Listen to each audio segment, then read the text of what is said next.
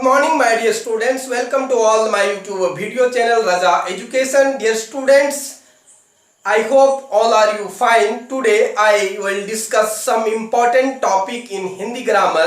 बच्चों, आज मैं हिंदी ग्रामर से कुछ महत्वपूर्ण टॉपिक के बारे में आज का इस वीडियो में आप लोगों के सामने बात करने के लिए उपस्थित हुआ हूं। अगर आपको वीडियो बहुत ज़्यादा पसंद आ जाए तो वीडियो को लाइक जरूर कीजिएगा, अपने दोस्तों अपने साथियों के बीच में शेयर कीजिएगा और चैनल को अगर सब्सक्राइब नहीं है तो सब्सक्राइब कर लीजिएगा और बेल आइकन की घंटी भी दबा दीजिएगा ताकि इस प्रकार के और महत्वपूर्ण जानकारी वाला वीडियो आप तक जल्दी पहुंच पाए और उसका फायदा उठा सकें। मेरे प्यारे बच्चों, अगर वीडियो में किसी तरह का आपको खामी दिखे तो कमेंट सेक्शन पर जाकर कमेंट जरूर लिखिएगा, क्योंकि मैं आपका कमेंट को बहुत बारीकी से देखता हूं और अच्छी तरह से पढ़ता हूं और उस पर मैं अमल भी करता हूं। मेरे प्यारे बच्चों, बिना किसी देरी का आज हम लोग चलेंगे। आप जानते हैं हिंदी में जो वर्ण होता है और वर्णमाला के बारे में कुछ आपको जानकारी आज का इस वीडियो में हम देंगे। वर्ण किसको कहा जाता है और वर्णमाला यानी अक्षर और वर्णमाला क्या है, पहले ये जान लेते हैं। आज का टॉपिक मेरा यही है। तो जैसे अभी हम लोग जो किए हैं, हम यहाँ पर ब्लैक बोर्ड पर कुछ लिखे हैं। क्या लिखे हैं? जैसे कोई चीज़ हम बोलते हैं, यानी इसकी आवश्यकता किस प्रकार हुई कि जैसे हम जो चीज़ जानते हैं ये हमारे बच्चे भी जाने या हमारा पोता भी जाने, इसके लिए क्या होगा कि मेरा जो बोलना ध्वनियाँ जो निकल रही है उसका कोई सांकेतिक रूप होना चाहिए ताकि वो भी उसको समझ सके कि मैं क्या कहना चाह रहा था, है ना। तो इस प्रकार के लिए इसके लिए सबों ने पहले क्या किया, जैसे अ ध्वनि निकला उसका एक संकेत दिया, है ना। जैसे कि ई ध्वनि निकला उसका एक संकेत दिया, क ध्वनि निकला उसका एक संकेत दिया। इस प्रकार से कुल हमारे हिंदी में जो है वो 52 संकेत दिया गया, जिसको लिपि में देवनागरी लिपि कहा जाता है। इसी प्रकार इंग्लिश में है, अभी हम नहीं जाएंगे। उन लोगों का भी अपने जो मुख से ध्वनि निकलती थी उनको मतलब कुछ संकेतों के द्वारा निरूपित किया गया और उन्होंने भी वहाँ पर लेटर का आविष्कार किया। तो यहाँ लेटर और वर्ण में फर्क क्या है, वर्ण और ध्वनि में अंतर क्या है, इसके बारे में आप पहले जान लीजिए। वर्ण और ध्वनि हम लोग किसको कहते हैं? जैसे यहाँ हम लोग बताए हैं वर्ण जो यहाँ लिखे नहीं है, दो चीज है, एक है वर्ण और एक है ध्वनि। तो वर्ण हम लोग कहेंगे ध्वनियों का लिखित रूप को, यानी ये जो ध्वनि है इसका लिखित रूप को हम वर्ण कहेंगे। और ध्वनि क्या होगा? वर्ण का मौखिक रूप। ध्वनि क्या है? वर्ण का मौखिक रूप। मौखिक रूप यानी इस प्रकार हम कह सकते हैं कि वर्ण और ध्वनि जो है वो एक ही है। ध्वनि का हमने क्या वर्ण क्या बताया कि ध्वनि का लिखित रूप को हम वर्ण कहते हैं और ध्वनि किसको कहते हैं? वर्ण का मौखिक रूप। एक लिखित है और दूसरा मौखिक है, यानी दोनों को हम लोग सेम कह सकते हैं। आगे इसमें चर्चा और करेंगे, बहुत सारा चर्चा होगी, वीडियो बहुत लंबा हो जाएगा। तो हम लोग इतना ही जानते हैं कि वर्ण क्या है। तो हमारे मुख से निकली ध्वनियां को ही हम लोग वर्ण कहेंगे, है ना। तो ये दो तरह का है। एक ऐसी ध्वनि है जो कि स्वतंत्र है, बिना किसी के सहायता से निकलता है, जैसे ओ आ, छोटी ई बड़ी ई, है ना, जिसको हर्षई दीर्घई कहते हैं। इस प्रकार से ये हमारा आएगा। दूसरा क जोड़ अ, क जो हम लोग कहते हैं तो क जोड़ अ आता है। तो इस प्रकार की ध्वनि हमारे मुख से निकलता है और कुल ध्वनियों की संख्या हम लोग जो निकाले हैं हमारे पूर्वजों ने, जो अपने सोच को आगे ट्रांसफर करने के लिए कि ताकि दूसरे तक हम अपनी बातों को रख सकें, जाकि हमारा सोच जो था वो आगे हमारे पीढ़ी तक चलता रहे, उसके लिए टोटल 52 ध्वनियाँ निकाला गया था, जिसको 52 संकेत के रूप में लिखा गया। संकेत के रूप में 52, जिसको हम लोग ध्वनि का संकेत कहते हैं, जिसको अक्षर कहते हैं, है ना, अभी जो बतलाए। तो ये जो है यहाँ पर देखिए आपको परिभाषा लिख दिए हम वर्ण, यानी यहाँ पर वर्ण और वर्णमाला, लेटर एंड अल्फाबेट के बारे में आज का टॉपिक है हम लोग का। आज का वीडियो हम उसी के लिए बना रहे हैं। तो वर्ण लेटर जो है वो बोलते समय हमारे मुख से निकलने वाली ध्वनियों की लेखन चिन्ह, यानी हम क्या कर सकते हैं, इसका जो हम बोल रहे हैं संकेत जो बोल रहे हैं, जैसे यहाँ क का संकेत ऐसा है, ख का संकेत ऐसा है, तो इसको हम संकेत ना कहकर हम इसको चिन्ह भी कह सकते हैं, चिन्ह भी कह सकते हैं। या जैसे ओ आ, इसको एक संकेत ना कह करके हम एक चिन्ह कह सकते हैं। तो हमारे मुख से या हमारे बोलते समय हमारे मुख से निकलने वाली ध्वनियों की लेखन चिन्ह को वर्ण या अक्षर कहते हैं, यानी लेटर हम कहेंगे उसको। ठीक है, तो ये हमारा था वर्ण के डिफिनेशन के बारे में, लेटर के डिफिनेशन के बारे में, जो हम यहाँ पर पहले आपको बतला दिए। वर्ण क्या है, ध्वनि, जो ध्वनि क्या है, आवाज जो हमारे मुख से निकलती है, तो उसका लिखित रूप है। और ध्वनि क्या है, वर्ण का मौखिक रूप है, जो हम बोल रहे हैं, मौखिक बोलना है ना, मौखिक रूप है।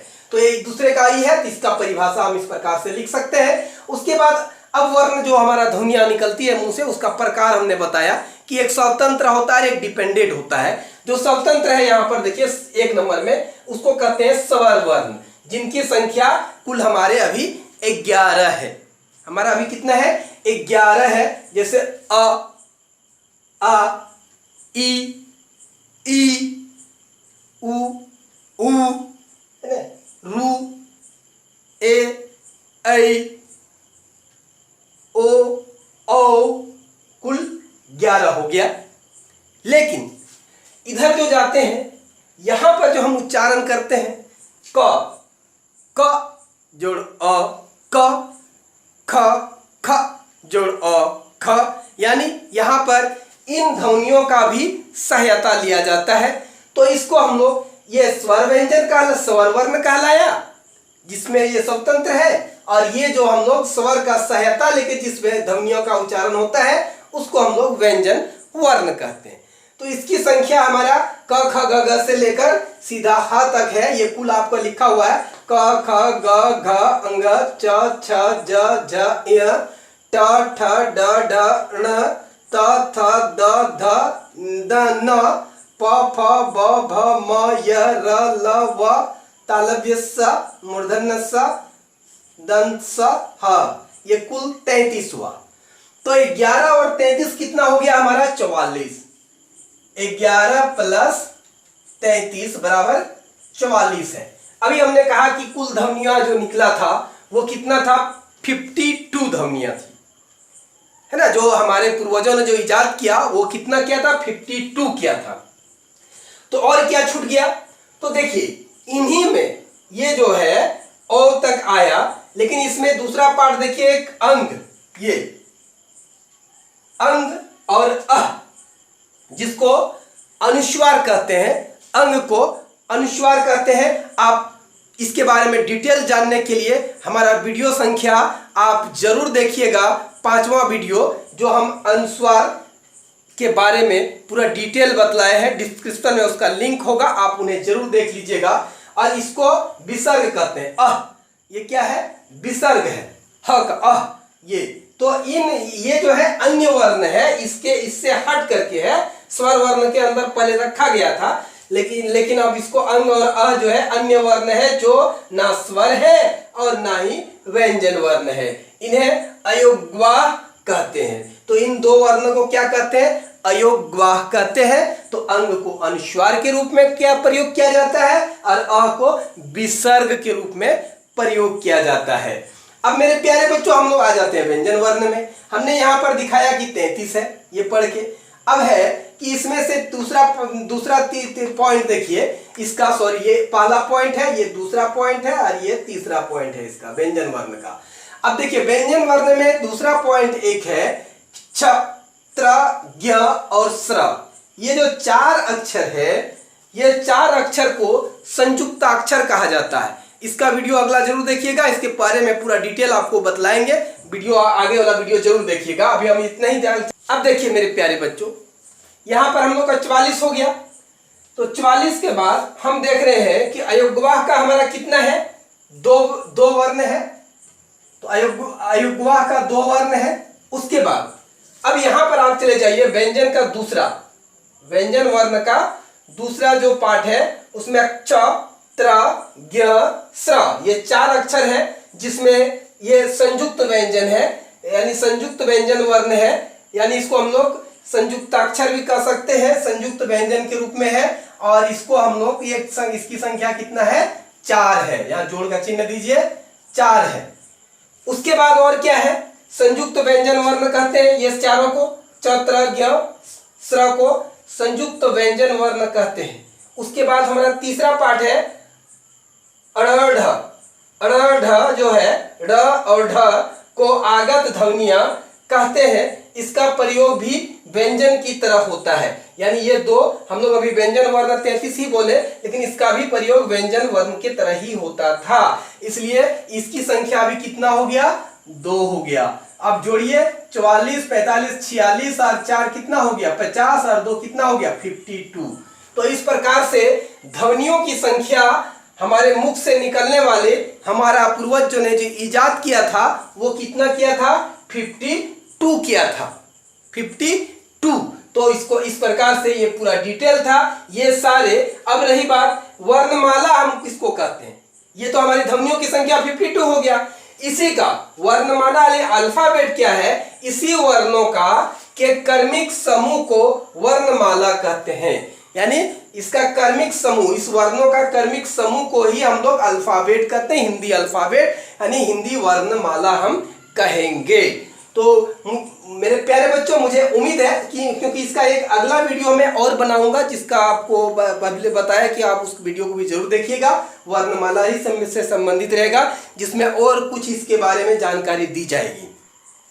तो मेरे प्यारे बच्चों, वीडियो बहुत लंबा हो जाएगा, आज उसके बारे में हम चर्चा नहीं करेंगे। मुझे पूरा उम्मीद है कि आप जो ये 52 जो ध्वनियाँ थी उसके बारे में आपको जानकारी मिल गई होगी, वर्णमाला के बारे में आप जान गए होंगे और आप वर्ण के बारे में भी अच्छी तरह से समझ गए होंगे। तो मुझे पूरा उम्मीद है कि आपको वीडियो पसंद जरूर आया होगा। अगर वीडियो पसंद आ गया हो और लाइक करना अगर भूल गए प्लीज इसे लाइक जरूर कर दीजिए, और मेरा चैनल को अगर सब्सक्राइब नहीं किया तो प्लीज इसे सब्सक्राइब कर लीजिए और साथ में बेल आइकन की घंटी को भी दबा दीजिएगा। तो मेरे प्यारे बच्चों, वीडियो में अंत तक बने रहने के लिए आप सभी दोस्तों और मेरे प्यारे बच्चों को मैं दिल से बहुत बहुत धन्यवाद देता हूँ।